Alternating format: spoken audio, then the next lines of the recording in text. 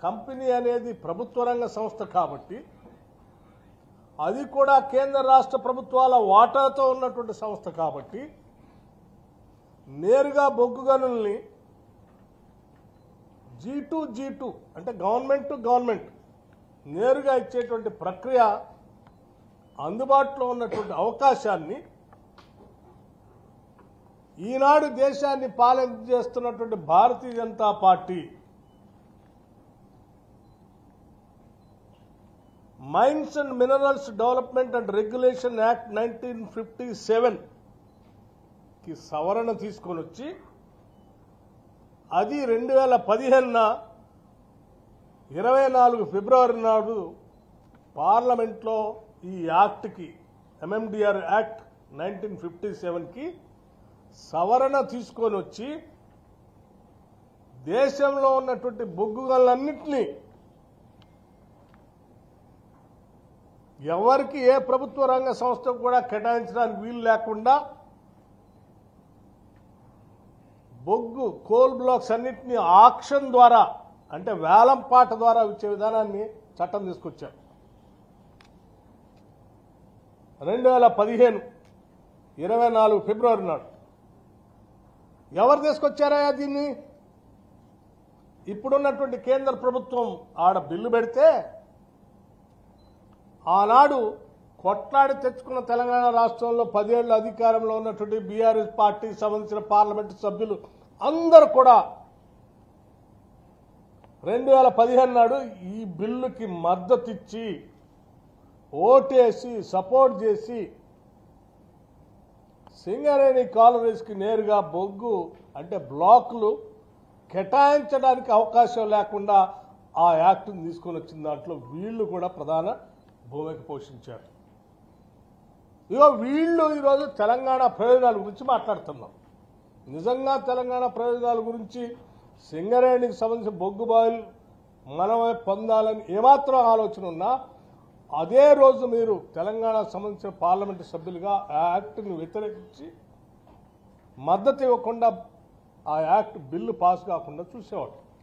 ఆ రోజు సంపూర్ణంగా మద్దతు ఇచ్చి బిల్లు పాస్ అయ్యేటట్టు చేసి ఆక్షన్ జరిగేటట్టుగా చేసి సింగరేణికి బొగ్గుబాయిలు లేకుండా చేసి ఇవాళ తగుదనమ్మా అని చెప్పి బీఆర్ఎస్ పార్టీకి సంబంధించిన నాయకత్వం మాట్లాడుతూ ఉంది. సింగరేణికి సంబంధించిన బొగ్గుబాయిల్ని మేమే కాపాడాం 10 ఏళ్ళు, కాంగ్రెస్ వాళ్ళు వచ్చి ఏం కాపాడలేస్తుంది ప్రభుత్వం అని చెప్తున్నారు. యాక్ట్లో మీరు సపోర్ట్ చేసి రాకుండా చేస్తున్నారు. పోని మీరు ఈ 10 ఏళ్ళు ఈ బిల్లు తీసుకొచ్చి ఆ బిల్లు ద్వారానైనా ఇక్కడ ఈ పరిసర ప్రాంతాల్లో ఆక్షన్ జరుగుతున్నప్పుడు ఆక్షన్లో పార్టిసిపేట్ చేసి ఆ బొగ్గు బాయిలు ఏమన్నా మనకి సింగరేణికి వచ్చేటట్టు చేశారా? అది లేదు, అది లేదు. నేను చాలా స్పష్టంగా చెప్తున్నా, ఇది ఆధారాలతో సహా చెప్తున్నా, డేట్స్తో సహా. నేను ఇక్కడ జరిగేటువంటి ఆక్షన్ సంబంధించి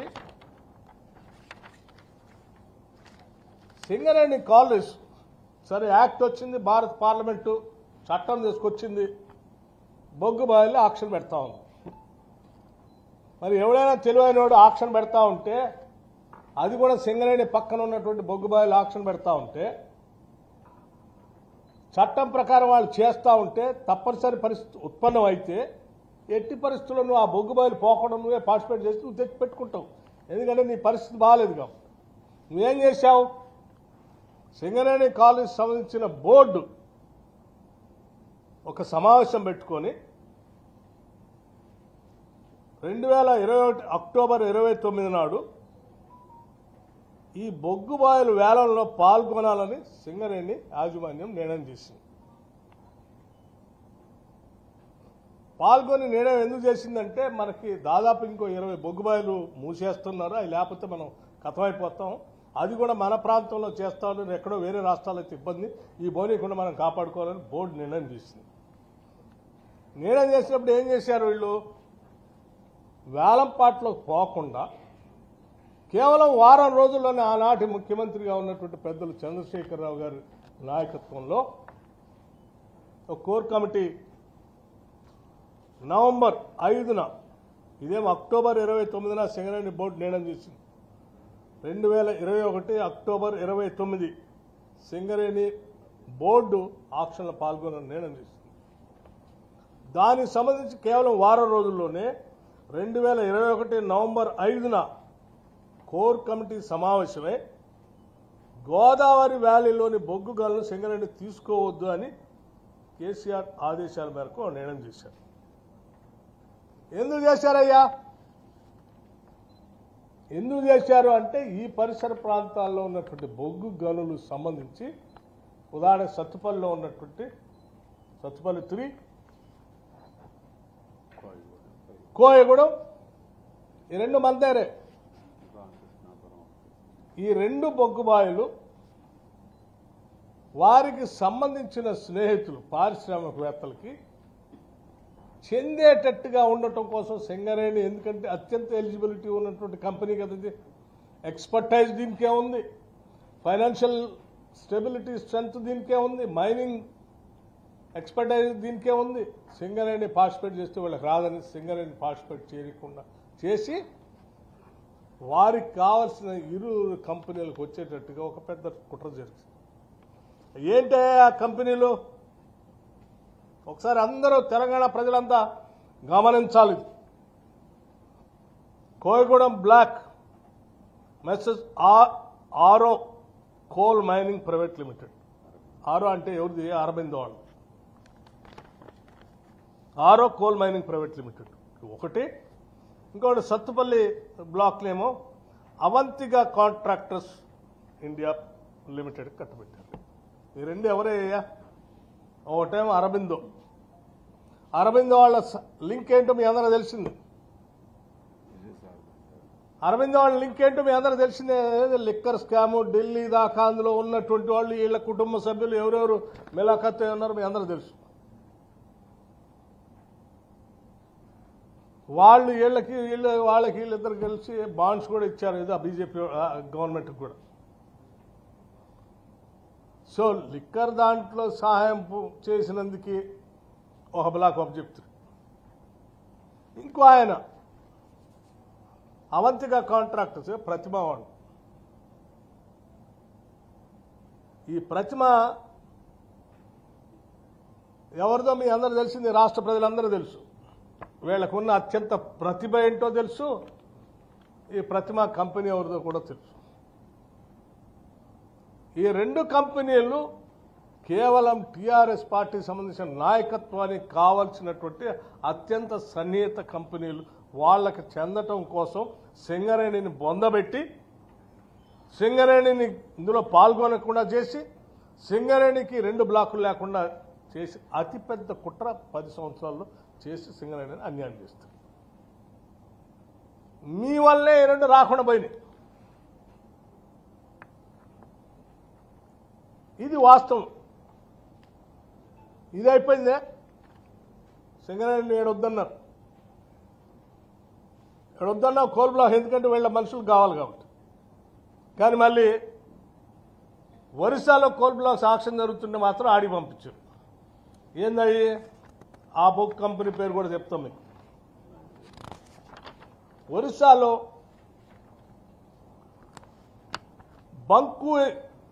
బంకుయి బ్లాక్ అని ఒకటి ఉంది. దాని ఒక్కదానికి బిడ్ వేయాలని మాత్రం నిర్ణయం చేశారు. అంటే పక్కన ఉన్న సింగరేణి మైనింగ్ జరుగుతున్న ఇదేంటి ఎల్లందు కోయగూడెం పక్కనే జరుగుతుంది. ఆడ సత్తుపల్లిలో జరుగుతుంది. పక్కనే అది వదిలేసిండు. ఏడ పార్టిసిపేట్ చేయొద్దన్నారు. ఒరిస్సాకి మాత్రం పంపించు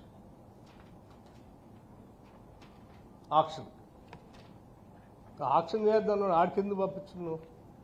ఆక్షన్లో సింగరేణి పార్టిసిపేట్ చేయొద్దనుకున్నాడు. ఆడికెట్లా పంపించావు? అది ఎక్కడో పక్క రాష్ట్రం, అక్కడెక్కడ మన మైనింగ్ యాక్టివిటీ కూడా లేదు. ఆయన ఆడికి పంపించేసి, అంటే ఇది కేవలం ఇక్కడ నీ మిత్రులకి వెసులుబాటు కల్పించడం కోసం ఇక్కడ బంద్ చేసావు.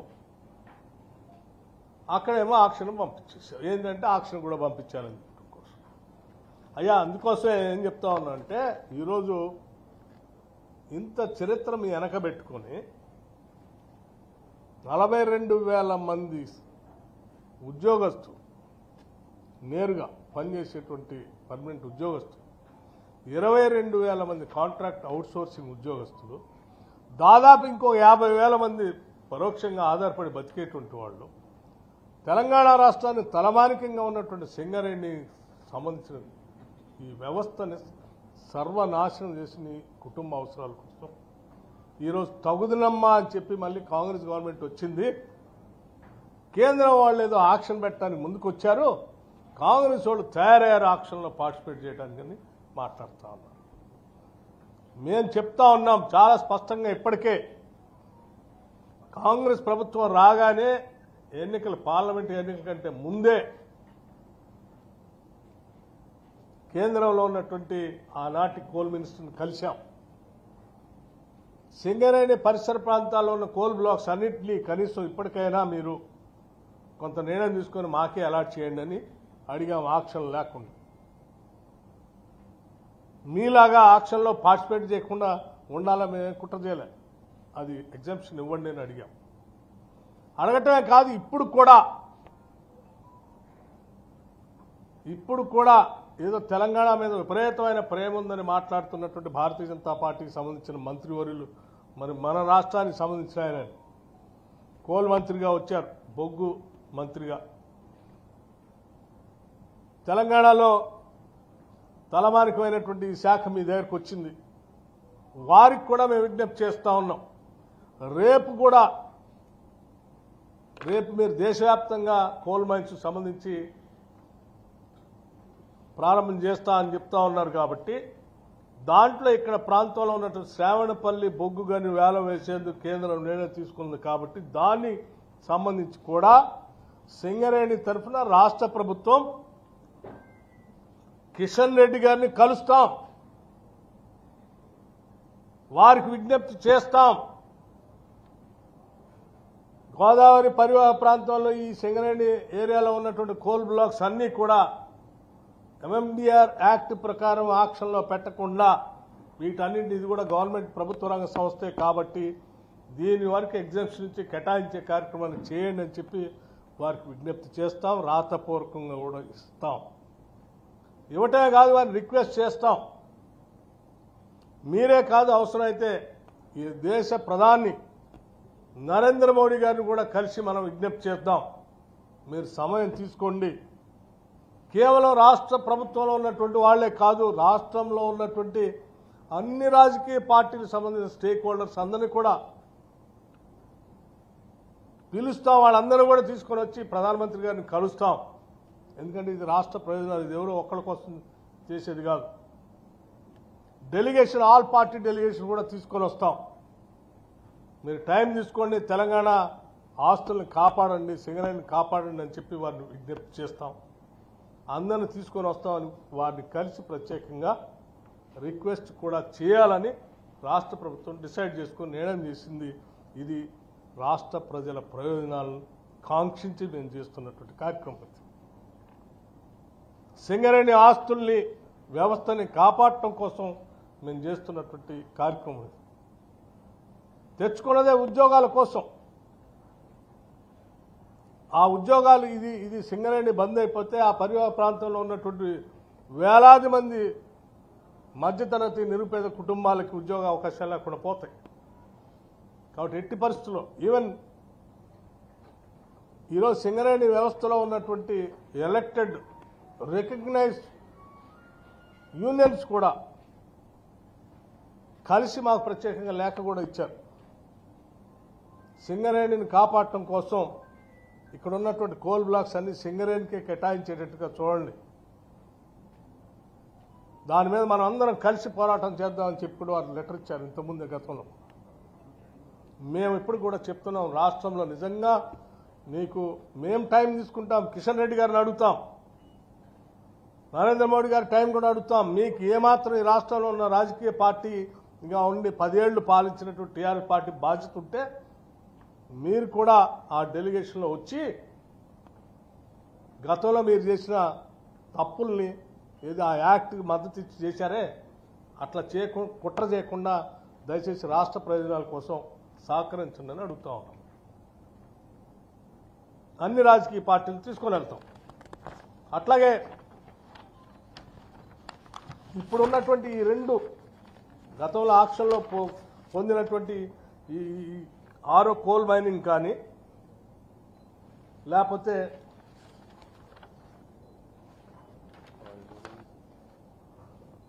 అవంతిగా కాంట్రాక్టర్ సంబంధించిన కోల్ మైన్ కానీ ఈ రెండు కూడా మీకు ఆక్షన్లో పార్టిసిపేట్ చేసినప్పటికీ ఇక సింగరేణికి ఉన్నంత ఎక్స్పర్టైజ్ లేకపోవటం వల్ల వాళ్ళు ఏం చేయలేకపోతా ఉన్నారు. వాళ్ళకి అలాట్ చేసిన టైం కూడా అయిపోయింది. ఆక్షన్లో పార్టిసిపేట్ చేసి అలాట్ చేసిన టైం కూడా నిబంధనల ప్రకారం వాళ్ళు నిర్ణీత గడువులో ప్రారంభం చేయలేదు కాబట్టి వాటిని క్యాన్సిల్ చేయడానికి స్పష్టమైనటువంటి అవకాశాలు ఉన్నాయి. కాబట్టి వాళ్ళు ఇచ్చినటువంటి ఆఫర్ ఏదైతే ఉందో మీకు కేంద్ర ప్రభుత్వానికి ఆ పర్సంటేజ్ ఏదైతే ఉందో మీకు ఆరో కోల్ మైనింగ్ ప్రైవేట్ లిమిటెడ్ వాళ్ళు ఒక 5% టెండర్ దక్కించుకుంది. 5% రెవెన్యూ షేరింగ్. మేము అవసరమైతే ఇంకో 5% ఎక్కువ స్విచ్ ఛాలెంజ్ మోడ్లో రాష్ట్ర ప్రయోజనాల దృష్ట్యా ఇంకొక 0.5% యాడ్ చేసి కూడా కేంద్ర ప్రభుత్వాన్ని మేము ఇస్తాం. అది సింగరేణికి ఇవ్వండి అని కూడా అడుగుతున్నాం వాళ్ళ నుంచి తీసుకొని. అట్లాగే దీన్ని కూడా ప్రతిభ అవంతిగా కాంట్రాక్టర్స్ వాళ్ళకి సంబంధించింది కూడా వారు ఇచ్చిన దానిపైన ఇంకొక 0.5% యాడ్ చేసి సింగరేణి ఇవ్వటానికి సిద్ధంగా ఉంది. కాబట్టి ఆ రెండు బ్లాక్స్ కూడా మేము కిషన్ రెడ్డి గారిని అడగబోతా ఉన్నాం, విజ్ఞప్తి చేయబోతా ఉన్నాం కోల్ బ్లాక్ మైన్స్ మినిస్టర్ గారిని. ఆ రెండు కూడా వాళ్ళ క్యాన్సిల్ చేసి ఎట్లా వాళ్ళ టైం ల్యాప్స్ అయిపోయారు కాబట్టి మళ్ళీ వాటిని ఎవరికో ఆక్షన్ చేయకుండా వాటిని అదే రేట్ స్విచ్ ఛాలెంజ్ ప్రకారం సింగరేణికి ఆ రెండు బ్లాక్స్ అలాట్ చేయవలసిందిగా విజ్ఞప్తి చేయబోతున్నాం. అపార్ట్ ఫ్రమ్ ఇప్పుడు శ్రావణపల్లి దాంతో సహా కలిపి అది కాకుండా కూడా ఈ రెండింటిని కూడా ఇవ్వమని చెప్పి మేము అడగాలని చాలా సీరియస్గా నిర్ణయం తీసుకున్నాం. అవంతిక వాళ్ళైతే 7.5% టెండర్ దక్కించుకుంది. దానికి సంబంధించి ఇంకొక 5% యాడ్ చేసి ఇవ్వడానికి కూడా మేము సిద్ధంగా ఉన్నాం. అవంతిక ప్రతిమ సంబంధించి సరే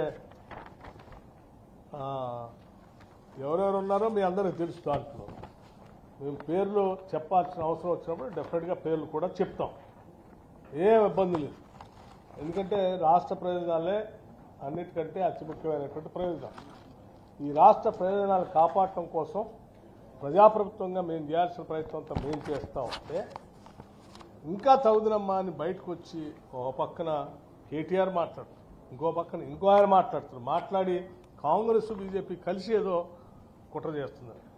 సోయి ఉండాలి కదా. కాంగ్రెస్ బీజేపీ కలవట్లేదు. రాష్ట్ర ప్రయోజనాలు అవసరం అనుకున్నప్పుడు అందరూ రాజకీయ అవసరాలు భిన్నంగా ఆలోచించి బయటకు వచ్చి పనిచేయాలి తప్ప ఇంకా 10 ఏళ్ళు నాశనం చేస్తారు, ఇంకా కుట్ర చేస్తూ ఈ రాష్ట్రాన్ని నాశనం చేయాలన్నటువంటి ఆలోచన చేయొద్దని చెప్పి సవినయంగా మనం చేస్తూ దీనికి సంబంధించిన అన్ని పేపర్లు ఎవరైనా టీఆర్ఎస్ పార్టీకి సంబంధించిన నాయకత్వం కేసీఆర్ గారు కానీ లేకపోతే కేటీఆర్ గారు కానీ లేకపోతే ఇంకెవరైనా కానీ వారిద్దరే మాట్లాడటానికి దీని మీద చర్చకి ఏమైనా మాట్లాడతా అంటే కాగితాలతో సహా నేను చెప్పినవన్నీ నిరూపించడానికి నేను సిద్ధంగా ఉన్నాను. ఈ పార్టీ అట్లాగే 3 మార్చి నెలలోనే 2024లో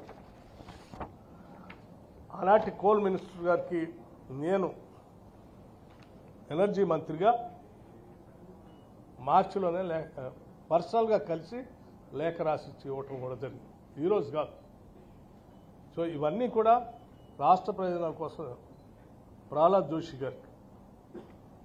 సో ఇవన్నీ రాష్ట్ర ప్రయోజనాల కోసం చేస్తున్నాం కాబట్టి దయచేసి రాష్ట్ర ప్రజలందరూ జరిగినటువంటి విధ్వంసాన్ని టీఆర్ఎస్ నాయకత్వం సింగరేణి ఎంత భయంకరంగా విచ్ఛిన్నం చేసిందో ఈ వాస్తవ విషయాలన్నీ తెలుసుకోవాల్సిందిగా కోరుతూ ఈ రాష్ట్ర ప్రయోజనాల కోసం ఈ ప్రభుత్వం కట్టుబడి ఉంటుందని చెప్పి మీ ద్వారా మేము ఏ స్థాయికైనా మేము ఆల్ పార్టీ డెలిగేషన్ తీసుకొని రాష్ట్ర ముఖ్యమంత్రి రేవంత్ రెడ్డి గారు, నేను, మా మంత్రివర్గ సహచరులు, ఈ రాష్ట్రంలో ఉన్నటువంటి వివిధ రాజకీయ పార్టీలు, మాతో పాటు సహకరిస్తున్నటువంటి సిపిఐ పార్టీకి సంబంధించిన శాసనసభ్యులు కోనవనేని సాంబశివరావు గారు ఇప్పటికే 2-3 సార్లు నాకు లేఖ ఇచ్చారు సింగరేణిని ప్రొటెక్ట్ చేయాలని. వారు కొత్తగూడెం నుంచి సింగరేణి హెడ్ క్వార్టర్ వారి దగ్గర ఉంది కాబట్టి వారు, అట్లాగే ఇతర రాజకీయ పార్టీలు అందరినీ కలుపుకొని ఆల్ పార్టీ డెలిగేషన్ చేస్తామని చెప్పి ఈ సందర్భంగా మీ అందరికీ మనవి చేస్తూ,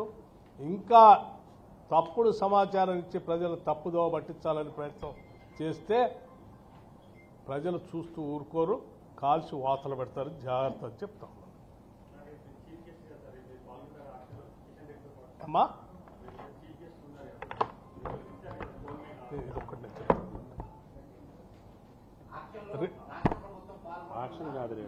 రేపు జరిగే ప్రక్రియ ఆక్షన్కి ఇంకా 2 నెలల టైం ఉంది. 2 months టైం. రేపు వారిని కలిసి వాళ్ళ లాంఛనంగా ప్రారంభోత్సవం చేస్తాం. 2 months టైం ఉంది. రేపు వారిని మేము కలుస్తాం, లేఖ ఇస్తాం, ఇన్ రైటింగ్ రిప్రజెంటేషన్ ఇస్తాం, కలిసి ఇవన్నీ కూడా మాకే కేటాయించు అని అడుగుతాం. అడగటమే కాదు, మీరు ఈ రాష్ట్రానికి సంబంధించినటువంటి వ్యక్తిగా ఈ సింగరేణి కాలనీస్ని కాపాడుకోవాల్సిన బాధ్యత కూడా మీకు కూడా ఉంది కాబట్టి సంబంధిత మంత్రిగా మీరు మీ లెవెల్లో మీరు నిర్ణయం తీసుకోండి, లేదంటే ప్రధానమంత్రి గారి దగ్గర టైం తీసుకొని మనందరం కలిసిపోయి వారిని అడుగుదామని చెప్పి వారికి విజ్ఞప్తి చేస్తాం. రాష్ట్ర ముఖ్యమంత్రి రేవంత్ రెడ్డి గారి నాయకత్వంలో రాష్ట్రంలో ఉన్నటువంటి అన్ని పార్టీలను కలుపుకొని మేము వచ్చి ప్రధానమంత్రి గారిని వేడుకుంటాం. ఎందుకంటే మా ఆస్తి మాకు ఇవ్వండి, మమ్మల్ని కాపాడండి అని చెప్తాం. మాకు రాష్ట్ర ప్రయోజనాల కోసం కాపాడటం కోసం ఎటువంటి భేషజాలు లేవు. మేము ఎవరి దగ్గరికైనా వెళ్తాం, ఎక్కడికైనా వెళ్తాం, ఎవరినైనా వేడుకుంటాం. మాకున్నటువంటి అంతిమ లక్ష్యం రాష్ట్ర ప్రయోజనాలు.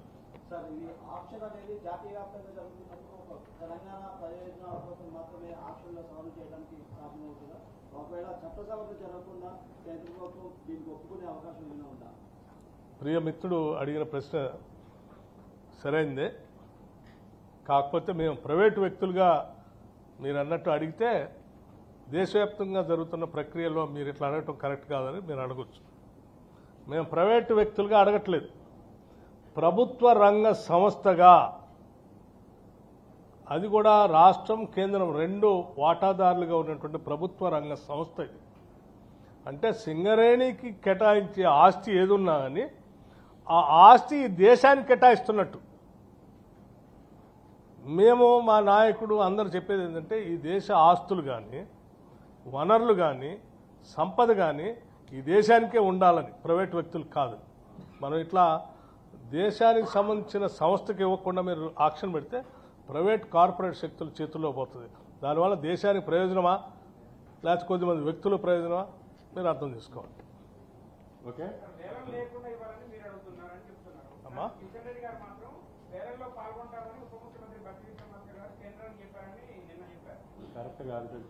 ఇప్పుడు చాలా స్పష్టంగా